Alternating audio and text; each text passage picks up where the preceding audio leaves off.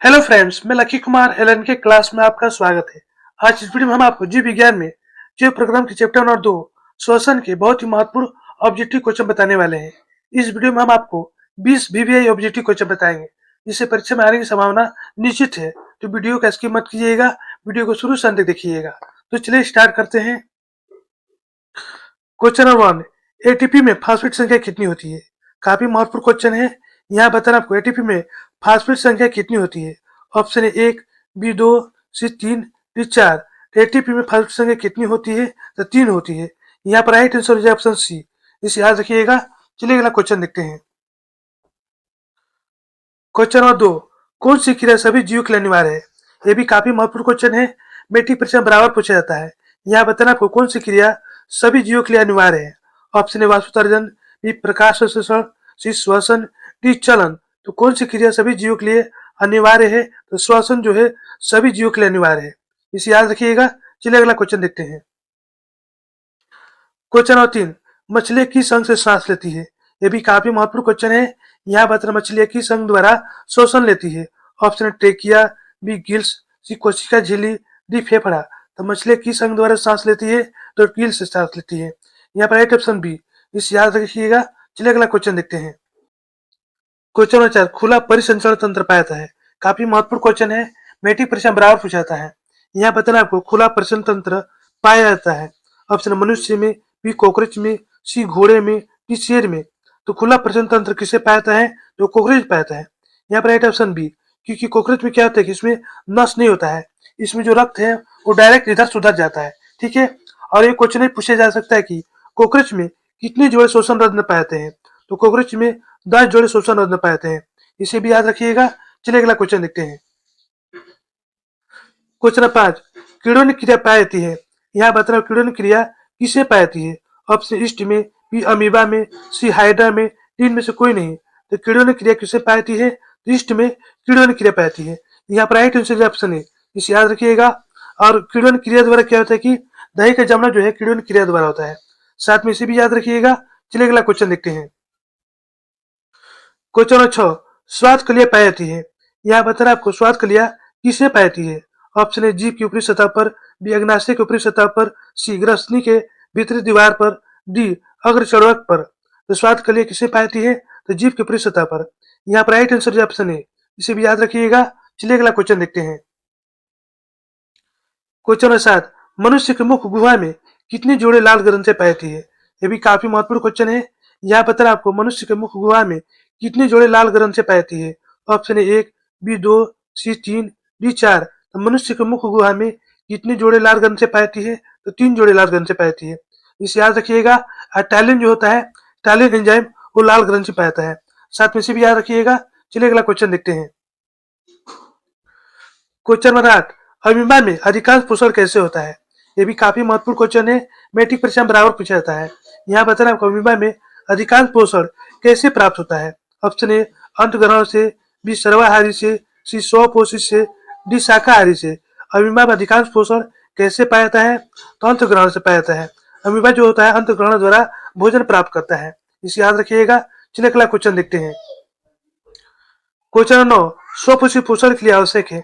यहाँ बताना स्वपोषी पोषण के लिए क्या आवश्यक है। Option A carbon dioxide, B सूर्य का प्रकाश, सी प्राण हरित, डी इनमें से सभी। तो स्वपोषी पोषण के लिए क्या आवश्यक है? तो कार्बन डाइऑक्साइड, सूर्य का प्रकाश और प्राण हरित, इन सभी की आवश्यकता होती है। इसलिए राइट ऑप्शन डी। इसे याद रखिएगा। चलिए अगला क्वेश्चन देखते हैं। क्वेश्चन नंबर 10, पौधे और पशु की कोशिकाओं का अध्ययन क्या कहा जाता है? काफी महत्वपूर्ण क्वेश्चन है। यहाँ बताना पौधे और पशु की कोशिकाओं का वैज्ञानिक अध्ययन क्या कहलाता है। ऑप्शन कोशिका विज्ञान, बी आनुवंशिकी, सी साइटोजेनिक्स, डी ऊतक विज्ञान। तो पौधे और कोशिकाओं के वैज्ञानिक अध्ययन को क्या कहता है? तो कोशिका विज्ञान कहता है। जिसमें कोशिकाओं का अध्ययन होता है उसे हम क्या कहते हैं? कोशिका विज्ञान कहते हैं। इसे याद रखिएगा। और कोशिकाओं के समूह को क्या कहा जाता है? ऊतक कहा जाता है। साथ में इसे भी याद रखिएगा। चलिए अगला क्वेश्चन देखते हैं। क्वेश्चन नंबर 11, पौधे में प्रकाश का स्थान है। यहाँ बताना पौधे में प्रकाश का स्थान कहाँ होता है। ऑप्शन माइटोकॉन्ड्रिया में, बी ल्यूकोप्लास्ट में, सी क्लोरोप्लास्ट में, डी इन सभी में। तो पौधे में प्रकाश का स्थान कहाँ होता है? तो क्लोरोप्लास्ट में होता है। यहाँ पर राइट ऑप्शन सी। इसे याद रखिएगा। चलिए अगला क्वेश्चन देखते हैं। क्वेश्चन नंबर 12, क्लोरोफिल बड़ा का रंग है। यहाँ बताना क्लोरोफिल बड़ा का रंग कैसा होता है? ऑप्शन ए हरा, बी नीला, सी लाल, डी सफेद। तो क्लोरोफिल बड़ा का रंग कैसा होता है? तो हरा होता है। यहाँ पर राइट ऑप्शन है, इसे भी याद रखिएगा। चलिए अगला क्वेश्चन देखते हैं। क्वेश्चन नंबर 13, कोक में पोषण की कौन सी विधि पाई जाती है? ये भी काफी महत्वपूर्ण क्वेश्चन है, मैट्रिक परीक्षा में बराबर पूछा जाता है। यहाँ बताना आपको कोक में पोषण की कौन सी विधि पाई जाती है? ऑप्शन है समभोजी, बी स्वपोषी, सी मित्रजीवी, डी इनमें से कोई नहीं। तो कोक में पोषण की कौन सी विधि पाई जाती है? तो मित्रजीवी विधि पाई जाती है। यहाँ पर राइट ऑप्शन सी। मित्रजीवी कौन होता है? तो हरा गोबर छत्ता जो होता है वो मित्रजीवी होता है, ठीक है, जिसे हम मेढक का छत्ता भी कहते हैं, इसे याद रखिएगा। चलिए अगला क्वेश्चन देखते हैं। क्वेश्चन नंबर 14, पीत रस कहाँ से स्रावित होता है? ये भी काफी महत्वपूर्ण क्वेश्चन है। यहाँ बताना पीत रस कहाँ से स्रावित होता है? ऑप्शन ए यकृत से, बी मुख गुहा से, सी अमाशय से, डी छोटी आंत से। तो पीत रस कहाँ से स्रावित होता है? तो यकृत से स्रावित होता है। यहाँ पर राइट ऑप्शन है। पीत रस जो है कहाँ पर जमा होता है? तो पित्ताशय में जमा होता है। साथ में इसे भी याद रखिएगा। चलिए अगला क्वेश्चन देखते हैं। क्वेश्चन नंबर 15, पौधे में शोषण होता है। यहाँ बताना पौधे में शोषण कहाँ से होता है? ऑप्शन है पत्तियों से, बी तनों से, सी जड़ से, इन सभी में। तो पौधे में शोषण क्रिया कहाँ से होती है? तो पत्तियों से होती है। यहाँ पर राइट ऑप्शन है। पत्तियों में क्या होता है कि रत्न पाता है, उसी रत्न द्वारा शोषण क्रिया होती है, इसे याद रखिएगा। चलिए अगला क्वेश्चन देखते हैं। क्वेश्चन नंबर 16, गोबर छत्ता है। यहाँ बताना गोबर छत्ता कौन सा होता है? ऑप्शन ए परजीवी, एक मित्रजीवी, सी एक स्वपोषी, डी एक शैवाल। तो गोबर छत्ता क्या होता है? एक मित्रजीवी होता है। यहाँ पर राइट ऑप्शन बी, इसे याद रखिएगा। चलिए अगला क्वेश्चन देखते हैं। क्वेश्चन नंबर 17, दूध से दही बनने में निम्नलिखित में से कौन सी अभिक्रिया होती है? ये भी काफी महत्वपूर्ण क्वेश्चन है। यहाँ बताओ दूध से दही बनने में निम्नलिखित में से कौन सी अभिक्रिया होती है? ऑप्शन उत्सर्जन, बी अपघटन, सी किण्वन, डी प्रकाश संश्लेषण। दूध से दही बनने में निम्नलिखित में से कौन सी अभिक्रिया होती है? तो किण्वन होती है। यहाँ पर राइट ऑप्शन सी, इसे याद रखिएगा। चलिए अगला क्वेश्चन देखते हैं।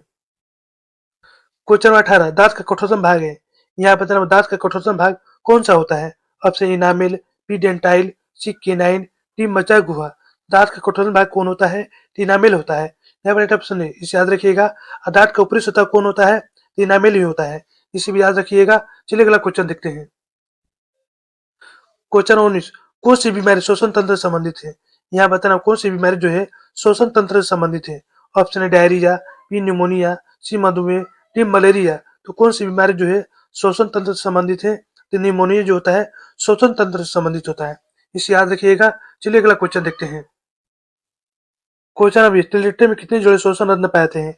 ये भी काफी महत्वपूर्ण क्वेश्चन है। यहाँ बताना तिलचट्टे में कितने जोड़े श्वसन रत्न पाए जाते हैं? ऑप्शन है 2, बी 6, सी 8, डी 10। तो तिलचट्टे में कितने जोड़े श्वसन रत्न पाए जाते हैं? तो 10 जोड़े श्वसन रत्न पाए जाते हैं, इसे याद रखिएगा। तो दोस्तों यहीं पर हमारा वीडियो समाप्त होता है। यदि हमारी वीडियो आपको अच्छी लगती है तो लाइक सब्सक्राइब जरूर कीजिएगा, बेल आइकन जरूर दबाइएगा, जिससे नए वीडियो को नोटिफिकेशन आपको मिलता रहे। धन्यवाद।